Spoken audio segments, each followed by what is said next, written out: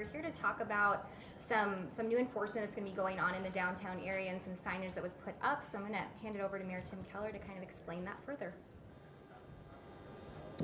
Well, good afternoon, and want to first thank, we have a lot of businesses from downtown, and we appreciate, I think, number one, their faith in downtown and their belief in our city and in our city's core and how important those businesses are, you know, not just to the business itself, but like the overall concept, right, of Albuquerque, the promise of Albuquerque as being an urban center, a place where New Mexico comes for either entertainment or healing or opportunity. that all comes down to the downtown core. So I know I've articulated this a lot, but I just wanted to remind everyone that it has been proven over and over that cities and regions rise and fall with their downtowns, like whether you like it or not. It's just kind of a fact in urban America. And so I want to thank all our business owners for being a part of what we do have here. And as a reminder too to Burqueños, you know, our downtown is still, it is definitely vibrant. It's raw, it's gritty, but it is active and it's alive. And that is a good thing. So we're going to talk about some of our challenges, but I think it's important. There are a lot of cities around us who've lost their downtown, and or they're trying essentially to build from scratch because everything's just empty. We're still in progress. We're still alive. We're still that unpainted canvas. It's not done yet, and that's awesome. It means we have a fighting chance to create a vibrant place in the core of New Mexico that is something that's celebrated by folks from all walks of life. So I'm actually grateful downtown's where it's at. I know there's a long way to go, and we have a lot of challenges, but I will tell you when I go to other cities, with exceptions, you know, there are many cities with awesome downtowns. We're not there yet, but we've got a fighting chance. But part of what we have to do to realize that promise is we have to crack down on gun violence. And we've seen, whether it is all across the country or in other cities or all across Albuquerque, right? We know gun violence is by far and away our biggest challenge, coupled with addiction. You want to put two things together and see what drives even things like homelessness, even things that hurt businesses. It's that combination of addiction, and when it becomes deadly, when you add a gun into that equation. So that's a little bit of the context for today. I also want to acknowledge that throughout the country, downtowns are having challenges coming out of the pandemic. So, you know, layer in on top of everything I just said, we also know that many of our office buildings are not nearly as full as they used to be. I do want to acknowledge that City Hall is. I want to remind everyone, we do work in person, and we've been doing that actually for over a year now. But you still see the commercial office space being relatively empty. And we also know that, look, one day when there's a vibrant downtown and there's people at all time of day living and working and playing here, it will be safer. Like, that has kind of always been this chicken and the egg thing. It's like, well, if you just get people downtown, it becomes safer. That's true. But obviously we can't just wait for that day. We have to work on it from multiple sides. And part of the reason why people don't, in some cases, want to be downtown is because they're scared. And there's a reason why they're scared. It's because downtown has been a very violent place. I will tell you, it obviously has been a challenge the last year. But we have announced in the last 6 months, our team program has demonstrated that downtown is factually safer than it was 6 months ago. That's a good thing. But again, we have so much further to go. And I could regale you with stories of when I was in high school downtown and what it was like then. So we also know it's Albuquerque, comes and goes, there's ebbs and flows. But what we're announcing today, we think, is a very, very significant step to making downtown safer. I also want to acknowledge it's an experiment. We're going to see how this works, but it's a very bold and innovative experiment that we do not think has been tried anywhere else in the country. Maybe it has. We just haven't found it. But we are going to try this. And so I think that's probably enough sort of preface. So what we're doing is basically triangulating what you see here, which is the federal 1,000-foot law with respect to firearms near schools. Amazingly, in Albuquerque, these zones overlap with almost all of downtown. So this enables us to have a mostly blanket policy downtown that essentially says, if you use a gun in a crime, whether it's to rob a store, whether it's just shooting out of your car, we can enforce and will pursue federal enforcement under the gun rules regulating guns near schools. So this is all about leveraging the 1,000 feet of school federal law. It's not a new law. What's new is that we're utilizing the fact that it overlaps downtown and effectively creates this safe zone, or at least safer zone, that we can enforce. And so we can't do this without our partners. It's going to take BCSO, state, most importantly our U.S. attorney. So we're going to hear from him in just a minute. But I think in Albuquerque, I know this, we're grateful to have Alex Ubaez as our U.S. attorney. He's looking at this from an innovative lens, from a prosecutorial lens, and also I think most importantly is just someone who lives here and understands what downtown's gone through and what's come and gone. Now, to support these prosecutions, you're going to say, well, how are you going to make this real? Well, number one is the U.S. Attorney is here today to talk about that.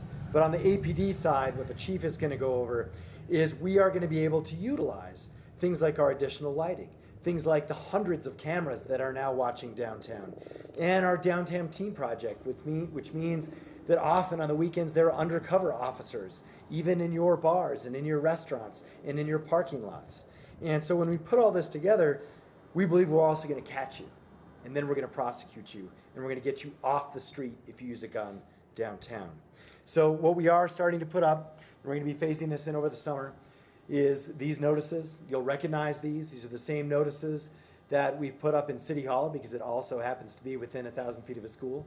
And you also notice, I will give the county credit, they used this when they built their new building.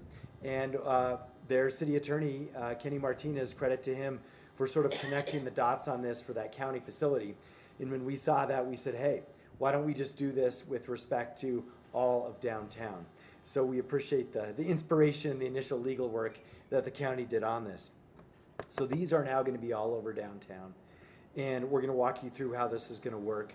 But the reality is, it's one thing near a school, because we have lots of schools. So we appreciate also what our DA, Sam Bregman, has done with respect to school areas. But that obviously is, there's a lot of schools throughout the city, and it's very hard to really enforce every single time. And I don't want to speak to those operations, but I'm telling you, this is something different. This is very concentrated. And so that does mean we're all in, and we're going to go in on this all summer and then evaluate it after that. So with more on this and how enforcement's going to work, our Chief of Police, Harold Medina. Chief? Thank you, Mayor. When I took over as Chief of the Albuquerque Police Department, we recognized there are certain cultures we wanted to build within the Albuquerque Police Department. We've worked hard to create a culture where we're constitutionally protecting people's rights. Our recent DOJ reports show the progress that we've made, but we also wanted to create a culture that we're recognized as a police department that's tough on crime. And downtown is a perfect example of how we've worked to be tough on crime. Our team's overtime program has assisted us in making sure that officers are downtown, they're enforcing laws, and the businesses and the people who frequent downtown see the success of that. And although it's not perfect, they see the improvement from over the past few years. When I think back to some of the tragic incidents over the past few years, so close to schools and other areas, that it only made sense that we utilize this federal tool, and that we made sure that we're implementing it in a way that would help us protect and keep downtown surrounded, especially because there's so many schools and there's so many people who frequent downtown.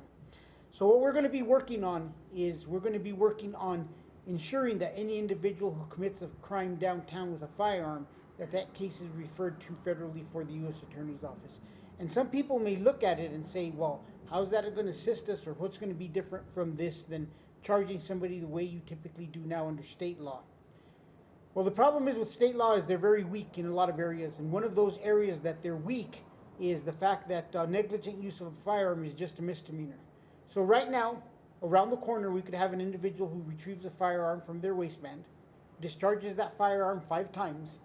We will all run from here and take the subject into custody, and we probably wouldn't even be able to book that individual unless we saw him discharging the firearm. It's a misdemeanor crime that occurred outside of our presence. It has very small penalties. There's not much to it. But under this new system, we'll be able to refer those penalties to this case to the U.S. Attorney's Office for prosecution federally, which has much stronger teeth than we do at the Albuquerque Police Department. This is just another tool in the toolbox for downtown. We've added cameras, we've added license plate readers, we've added team overtime. We've made downtown a priority. We're hoping that this process works, and we will look to see where the data leads for us to add this process in other parts of town that may assist. So like I stated, this is a pilot project downtown. We're hoping it's successful. We're hoping it makes a difference.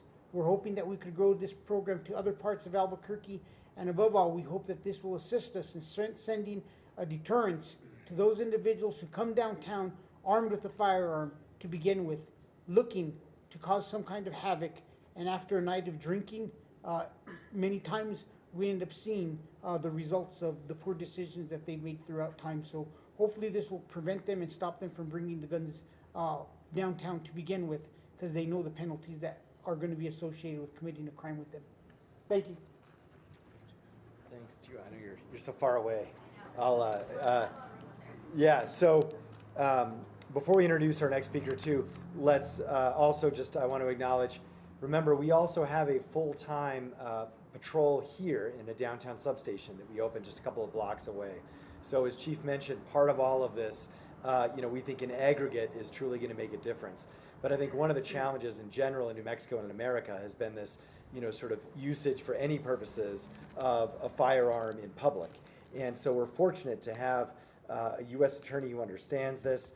And I think also, as I mentioned, when I was here for First Fridays, this is kind of an only an Albuquerque thing. Like, who do you bump into accidentally? I'm down here for First Friday, and our families are down here, and so is the U.S. attorney, just enjoying downtown with his family. And so we're very fortunate to have Alex Ubias, our U.S. attorney. Alex. Thank you, Mayor. Much appreciated for those kind words. This is my home. Downtown is where I live and where I raise my family, and so this speaks very personally to me. And today, on nearly a year after the mass terrible shooting in Uvalde, it's no more important than for us to emphasize the safety of our children, because our kids deserve to feel safe in school. Young adults deserve to enjoy Central Avenue on a Friday night, and our families deserve to walk downtown in safety. And so I'm Alex Ubias. I'm the United States Attorney here in the District of New Mexico and the Chief Federal Law Enforcement Officer. And I stand here today in partnership with the City of Albuquerque, both APD and Albuquerque Community Safety, to bring peace to our streets this summer. And so together, we will bring the weight of federal investigations and federal prosecutions against those who drive violence here in our city and on our streets. We will use any tool in the big book that's available to us to stop those who are perpetrating this violence. And we know, of course, that hurt people, and we know that those who shoot at people are also the same population of people who are most likely to be shot at. Right? And so that is why, through our partnership and our Project Safe Neighborhoods program at the U.S. Attorney's Office with Albuquerque Community Safety Division, we work to provide services with social workers with lived experience to those who are most at risk of either shooting or being shot. But if you choose to bring violence to our city, you will be met with this united front of federal, state, and local law enforcement and prosecution who stands here united to protect this community. That means federal charges in federal court and federal time far out of state. And to those young men who are spiraling out of control, who believe that a gun means power, I ask them to come back to us, because you're not too far gone, because we believe in you. And I don't want to see you in federal court, because you are a part of our community.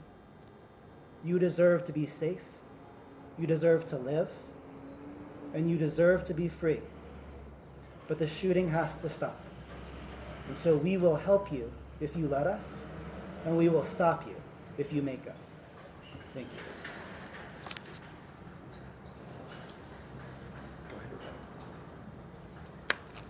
And then we have, tell me your last name? Baldwin. Okay, sorry, Jackie Baldwin and Stephanie, sorry, I can't make it out.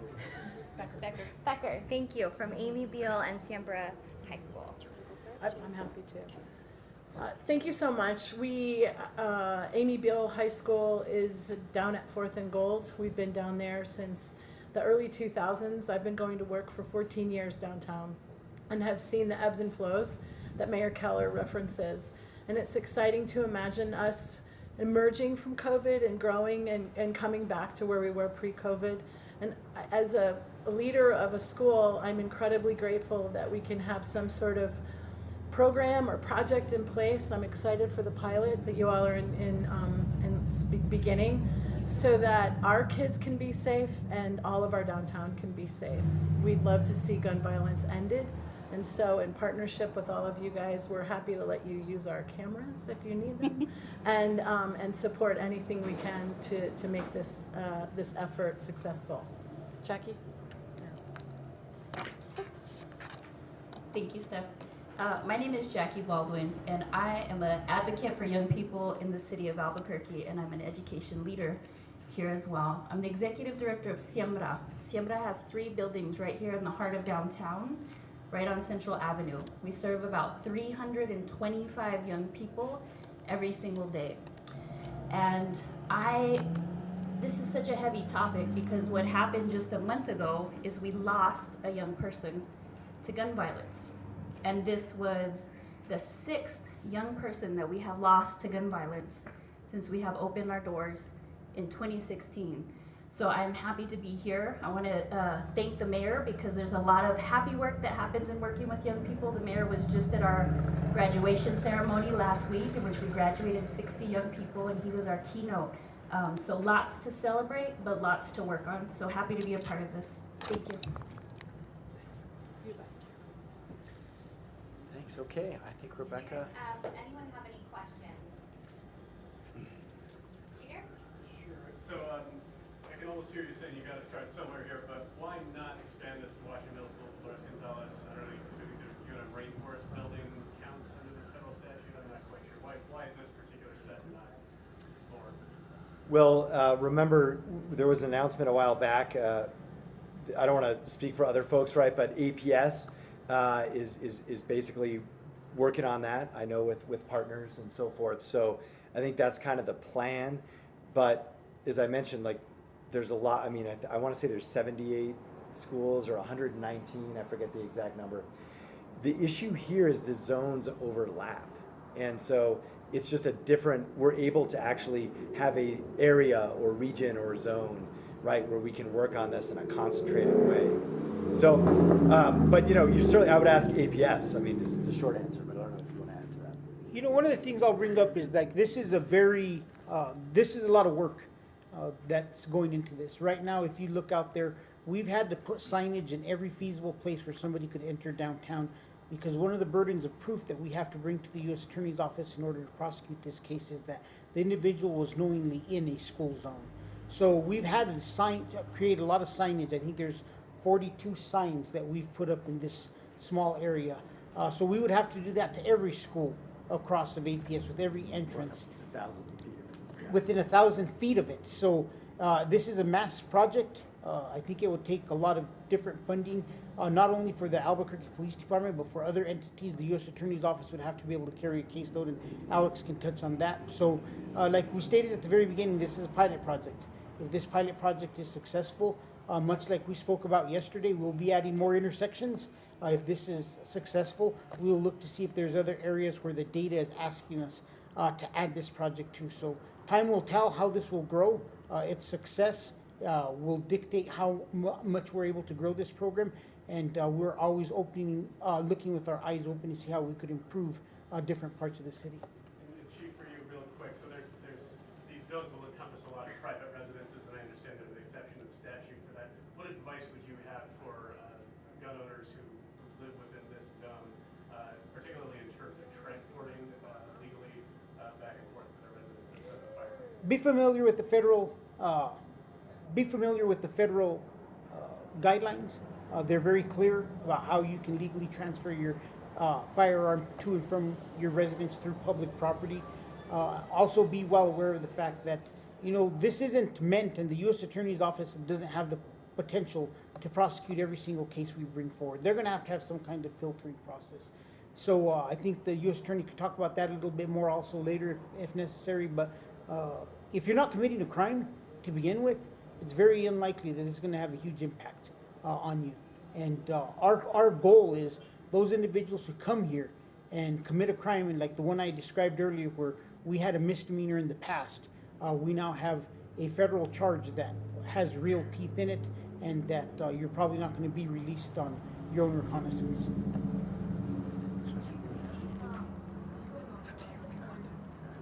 Bigger consequences we see now to really deter criminals from firing off any crimes in these areas. But how will your officers' process change? Will it be more patrolling in these areas, or kind of you touched on it, but what more will that look like for your officers? It's a lot of training for the officers and letting them know what this will look like. Also coordinating our officers with our task force officers. They're federally attached because they're the ones that will have to ultimately submit the cases. And I think we already have a lot of resources in downtown, whether it's team, Mayor talked about it earlier. We have downtown district officers who work day shift and swing shift. So we have the resources here to make it successful. And that's one of the reasons why this was such an appealing place for us to start this, because we already had the support structure of our officers already being here, and it wasn't taking additional resources from anywhere else in the department. Could you talk to me a little bit in Spanish about what is this new system that's going to be with the attorney? Es muy importante que nosotros podemos usar todas las leyes posibles, hacer cierto que si alguien está haciendo algo mal con un arma, que ellos pueden ir a la cárcel, y nosotros sabemos que el federal government tiene los más mejores leyes a estar cierto que alguien va a quedarse en la cárcel. Does the time of day matter, or does it not matter at all, just any time, or just during school hours? No, the time of day doesn't matter. We, the media and the public, hardly hear about shooting victims. So a two-part question. One, is the administration and APD going to be transparent with shooting victims and shootings? And two, how many shooting victims have there been since 2023? I don't have those exact numbers with me off the top of my head. I think the Albuquerque Police Department has been extremely transparent during this administration. I challenge the media to go back to 2016, 2017, and tell me that a previous police administration posted that a homicide investigation was occurring faster than we do. Nobody is quicker at posting. This administration is the quickest administration in posting that there's been an officer-involved shooting. So there's a lot of things that we post and that we're extremely transparent about.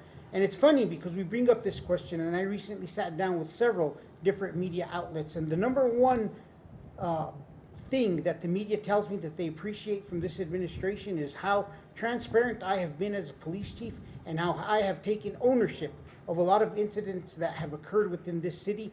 And the nods that I just saw from behind the camera, I think, help support those statements that were made to me in the past couple of weeks. Other questions? Yes, the food truck routes were another initiative to help make downtown safer. When it was just shot at one, but do you guys feel like that's been an initiative that has helped? Yeah, so this was not in place. It wasn't noticed before that shooting, so unfortunately, but that is a great example of where in the future we hope to use this federal law on firearms. So this is a good example of why we need to do this. I think I would mention two things. You know, we're doing this downtown because we want to deliver on it too. I think that's the seriousness and the severity that we're trying to demonstrate. Whereas it's very difficult to do it, you know, all over the town or all over the state or whatever. We want to actually make it real here. And that's hard to do, as the chief said. But the food trucks, we continue to experiment with downtown in general.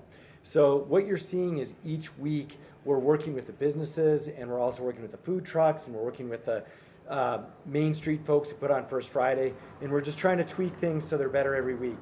And one of the things we've been experimenting with is the location of food trucks.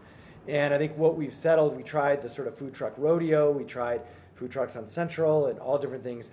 And I think, you know, the direction that at least has the least resistance by everyone, therefore making it the path we're going to look at, is really having food trucks on side streets and then sort of separated apart. That is a mix of what's good for public safety, what's good for the restaurants that are already on Central that are worried about competition, what's good for parking, but most importantly, what works for safety, but also allows them to run a good business. And so that's what you'll see sort of going forward over the summer being implemented. If I could add one thing onto that investigation, I think there's some key things. Yesterday, I don't know if everybody's aware, we did make an arrest in that case. And I think that talks about how we know that we want to do stuff to prevent incidents, but when an incident does occur, our ability to solve a crime is key. And that incident was helped solved by the technology that the mayor and this administration has helped bring into the downtown area. One of the key pieces of evidence came from a license plate reader. We know that we have video of a lot of different incidents, so there's been a big upgrade in downtown. We talked about it earlier, and that case really shows how all the pieces of the puzzle sometimes connect. And it would be great if we would have been able to utilize the federal statute on top of that to ensure that this individual is prosecuted to the full of the ability. Mayor Keller, I have one last question. I know there's also been problematic parking lots on Central, guns on drivers and crime. I feel like this initiative will help in those areas as well. You You know, absolutely. And we've talked about the challenges around parking lots. And look, it's really, let's just be clear, like parking lots, it's just because that's where people gather after a night at the bars. You know, it's not like inherently there's something about a parking lot. But this will absolutely help. And as we mentioned before, these notions of discharging a firearm, shooting a firearm, now we actually have some real teeth we can go in and use right away. This should be a massive signal to folks who think they can go from a bar back to their car and then get out their gun for sort of gunplay over some argument they had at a bar. This should drastically change that once we start enforcing it, once the word is out. Because typically, as I think the U.S. Attorney articulated, that's more about, you know, challenges those individuals are dealing with, even psychologically and so forth, than it is the intent to actually harm someone. But we're saying under this law, it doesn't matter. And that's what we've got to do to make downtown safer. You just cannot tolerate things like that. And so this will enable us to do that.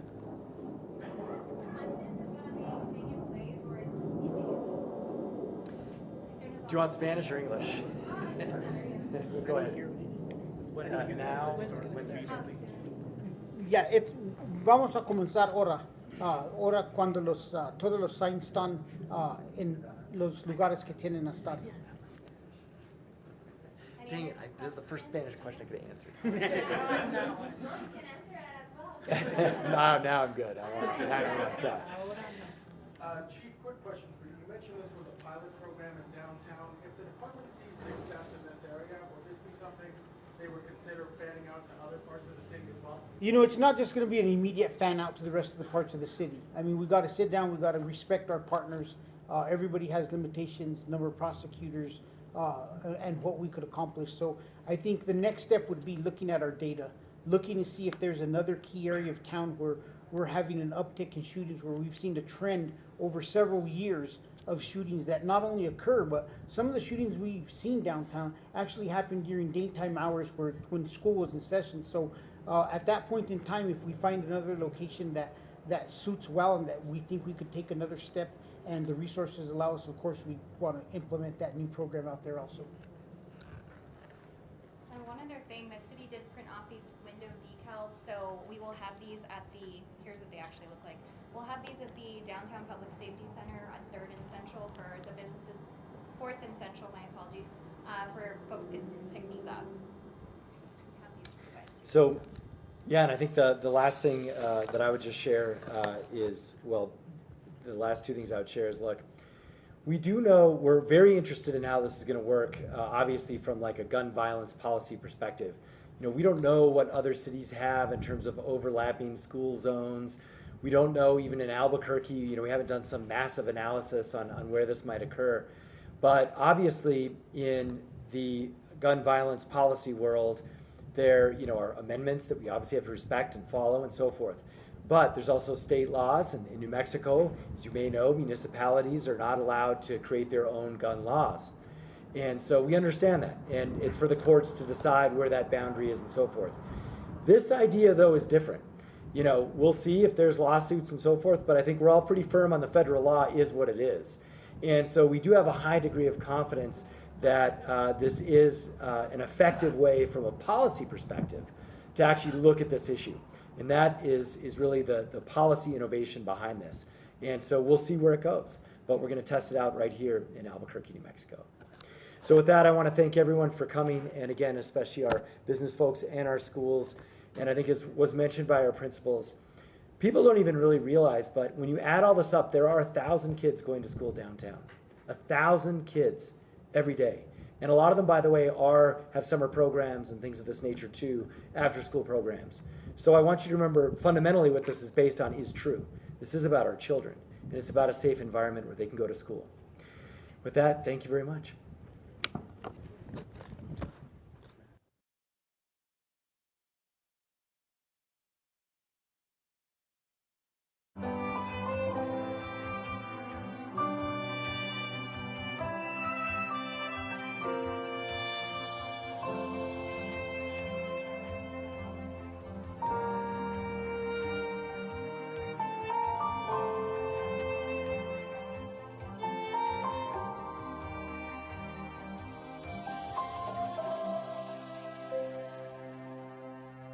you.